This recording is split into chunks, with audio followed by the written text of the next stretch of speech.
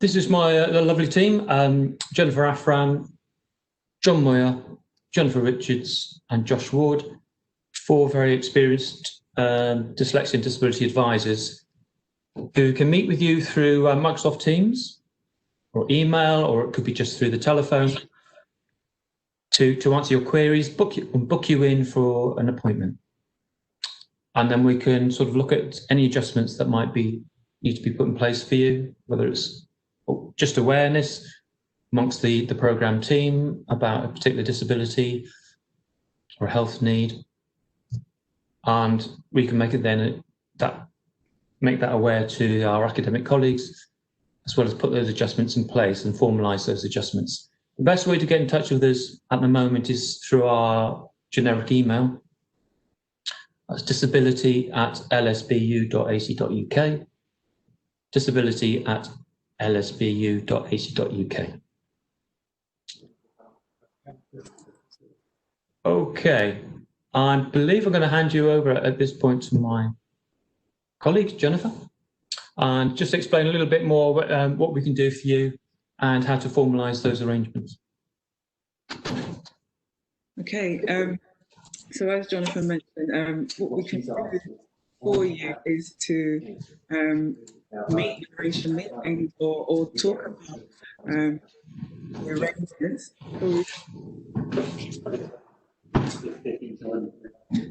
So talking about the support arrangement, so once we receive your medical evidence and receive your arrangement, once your medical evidence, arrangements we can put in place for you. So arrangements might include things like extra time for assignments, exams, if you need to access any assistive technology. So one of the other things I think the slide is on, so we do offer screenings for specific learning differences. So if you feel that you might have a specific learning difference or that your difficulties may fall into that category, I would want to encourage you to do a screening assessment. The screening that we offer is online. It's called Quick Scan. Take about 20 minutes to do.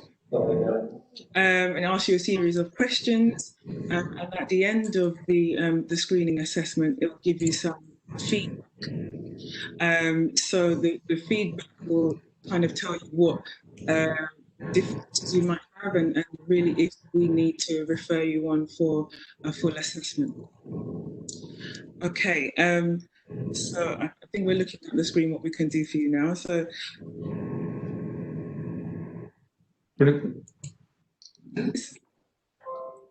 Okay, so we can also post you to other services, other teams within the university, or we work with other with your colleagues in the academic team, and we run one if you need any additional help. We're going to talk about disabled students allowance and that funding and what it can be used for. I'm definitely here to provide you with some ongoing assistance.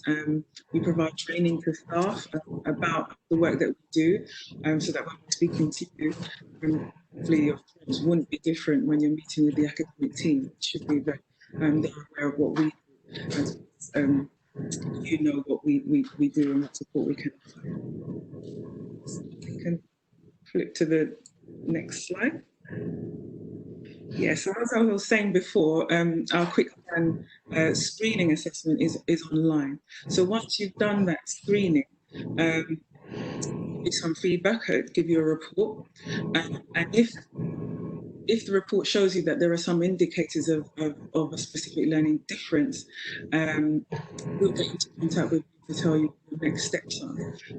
So usually the next step would be to meet with, or at least to have contact with, an educational psychologist for an evaluation of needs assessment. And once you've had that evaluation of needs assessment, if this has been made, we can then put support in place, because you get access to a report which you need to keep, and that report will have some recommendations, and we use that to draft support arrangements whilst you're studying with us.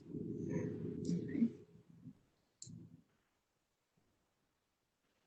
So support arrangements. So this is drafted after we've received your medical evidence or we've had some contact. So it's basically a list of recommendations that we share with you. So share with the course team. So we share that with your course director and any other relevant team. So basically it might be shared with the student engagement team for exams, for example, or if you need any particular equipment. The economic chair will send that to timetable or the estates team. Okay, so here's a list of some of the things that your support arrangements might include. Talk about extra time, what kind of extra time, how much extra time you need. Some students need to agree and discuss alternative forms of assessments. You might need your assessments or materials to be modified, or if you need access to text for your course, about that. Changes to physical access to the building, any other key information that staff need to know about your condition or need to have, and if you have access to any practical support like a note taker, communication support worker, and then access to any specialist study skills, tutoring. You want to do a test today? The DSA, Disabled Students Advance. Some of you will have already applied for it, which is great. So the DSA is government funding, and it usually comes from the funding body that you've applied to. So the majority of students, that's Students Finance England, and we have a few students who are funded by the NHS student bursaries. So that money, you won't see it, but it's used to pay for your support. So specialist equipment, technology, and any one-to-one support. So one-to-one support could be like study skill support or mentoring support that you may need. Okay, so that money, like I said, you don't pay that back. It's not attached to any funding that you're actually receiving from your funding body. The equipment and software is yours. So whilst you're on the course, you can use your equipment, software and funding, and it's yours.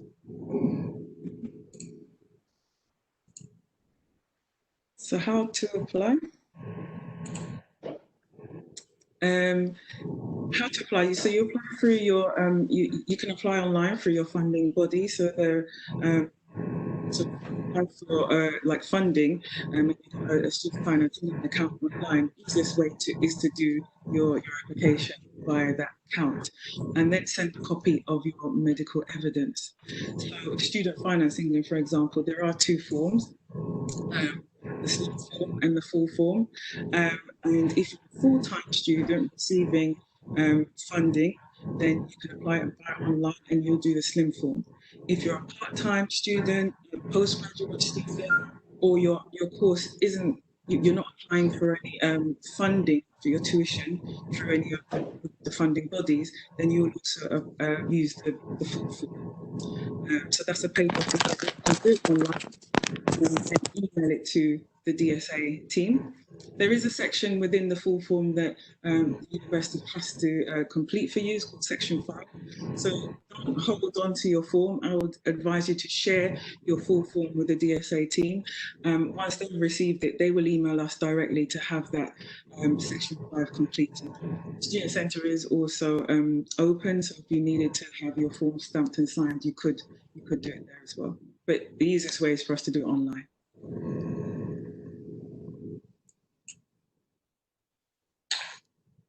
Okay, I'm just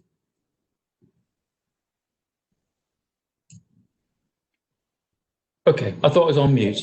Can everybody hear me? Yeah, we can hear you. I'll just bring up to full slide again. Thought I was muted. Yeah, thanks for bearing with us. If the sound quality is in and out a bit, but do ask questions further at the end if you want to recap. Okay, this is a new bit of work we're starting to do with students is to really get to know a little bit more if you believe you're going to be clinically vulnerable to the virus, COVID-19.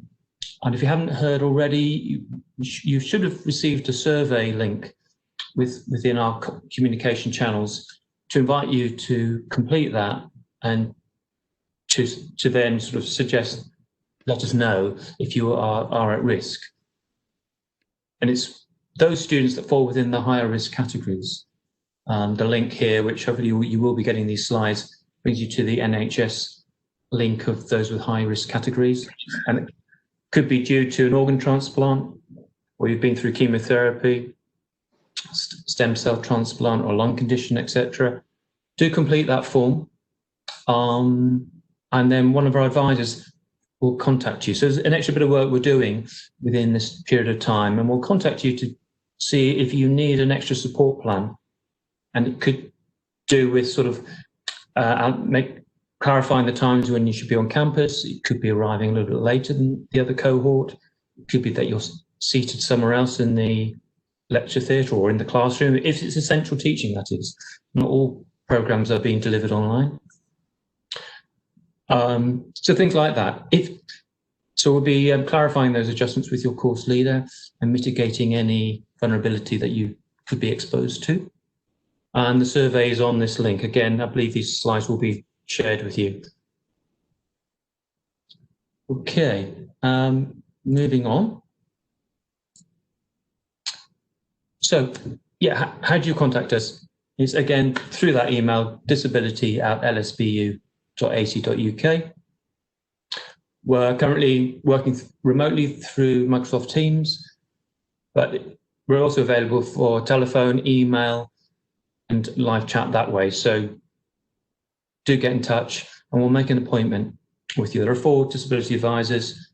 And once you're linked up with that advisor, you can then email them directly. You won't have to keep going back to disability@lsbu.ac.uk. But once you've got that relationship with the advisor, they'll work with you through all the stages of putting your adjustments in place. And then any of the administration required for applying for disabled students' allowances and things like that. And also they can help with referral to other services as well. Okay, so that we've sort of come to the end of our presentation. If there are any questions, I shall end the slideshow. Jonathan, we have a few questions. Yeah, I'm just on a blank slide at the moment. I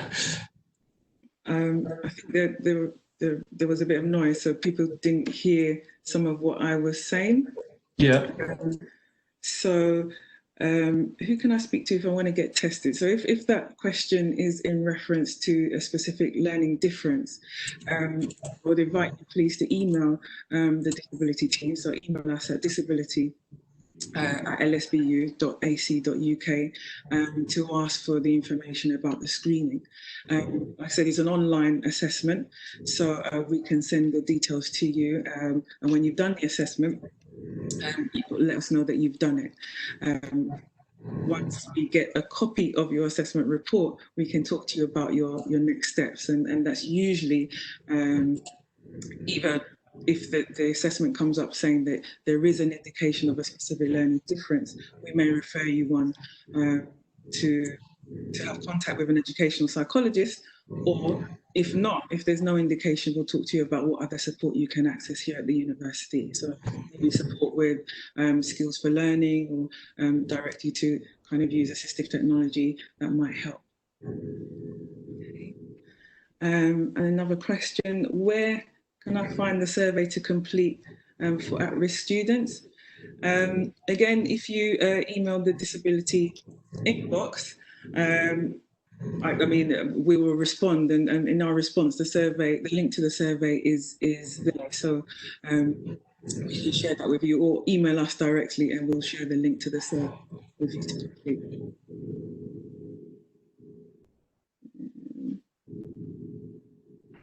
And then there was another question about dyslexia, which I think we've gone through. That's it.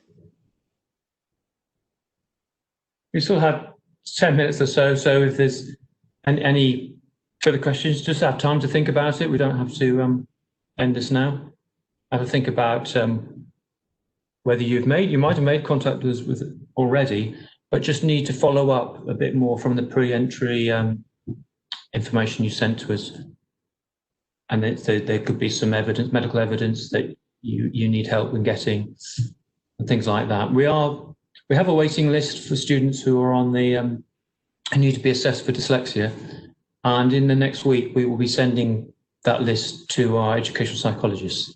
So we are starting to work through the waiting list that we put you on sort of over the summer. It was mentioned, but that's a shorter sort of assessment this year, due to assessing remotely.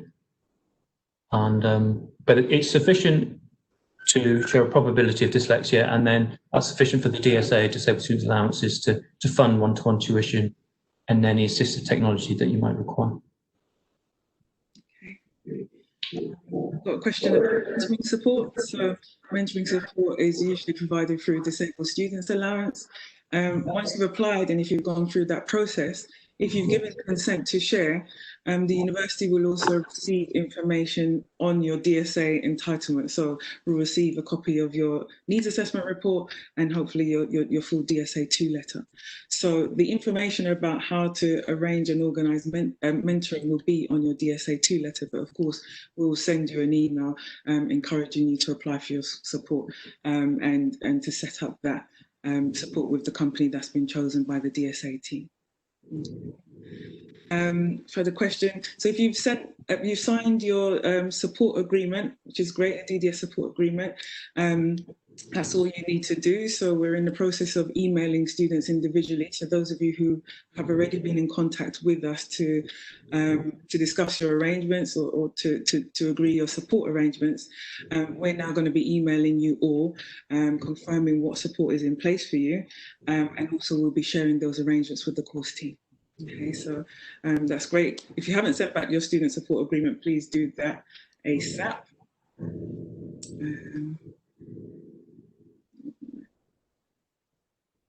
Yeah, and I think that's it.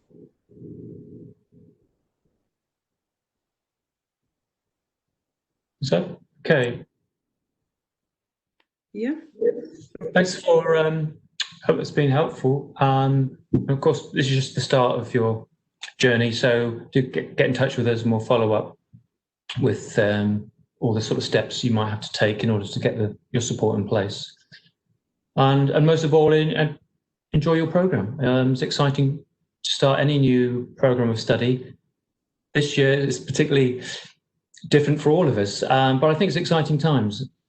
There's a lot of benefits of working or learning remotely, or blended learning, I should say, partly on campus, majority of it off campus. All the information in terms of what's presented to you in your lectures is captured. Lecturers are using a product called Panopto. It's a lecture capture system that ensures that all the information is captured by recording and captioned as well. And that information will be available on your virtual learning environment. Things like that are great adjustments, and it's becoming mainstream in what we do.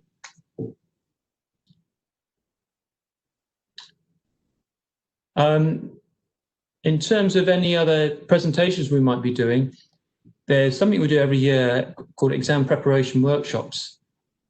Normally it'd be done on campus. We work with our colleagues from the student engagement team who set up the exams. And this is to sort of remind you of any adjustments that we put in place for you in the examinations, and really how that will look, and also how you might use assistive technology, as well as working with our colleagues from mental health and wellbeing, who might give you some tips on managing stress and anxiety, which we all know exams are a stressful period of time. So we all work together in this workshop. It's very popular. This year, of course, we'll be doing it through things like Teams or WebEx. So join us on that, and you'll be sent information about that.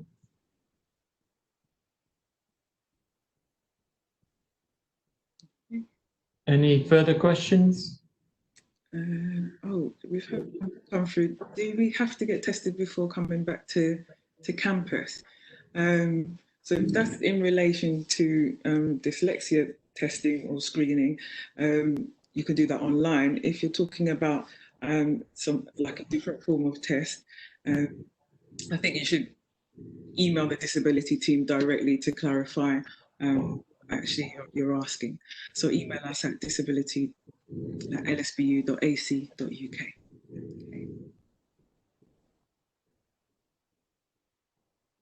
Yeah, and I think that's the last question. Is that the last question? Yeah. Okay. I'll stop sharing my screen. And nice to see you all in person one day. This Welcome Week, we do have a presence at the Welcome Week. So there'll be pop-up stands throughout the campus, mainly from the Student Life Centre outside in this fine sunny weather, outside the campus there on Borough Road, but also in Kell Street, which is an inner service road from our student union area through to Keyworth. We'll be there. We've got colleagues there as I speak. I'll be there Thursday, I think. Jennifer, I think you're there. I'm on Friday. Friday. So come and talk to us. Safe distancing, of course, 2 meters apart. There are hand sanitizers throughout the campus, and we'll all be wearing visors. We find that's easier than, well, it depends on the person, but sometimes if you want a full face, it's better that we use the visors.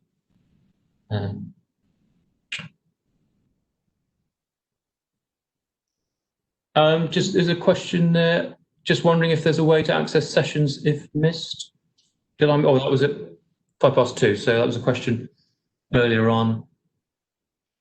I'm not sure what the sessions are in relation. Is it your taught sessions? As I said, all these lectures will be captured remotely through Panopto, will be recorded, and your lecturer should be able to share that lecture with you. And also all the handouts are now available on Moodle, the virtual learning environment.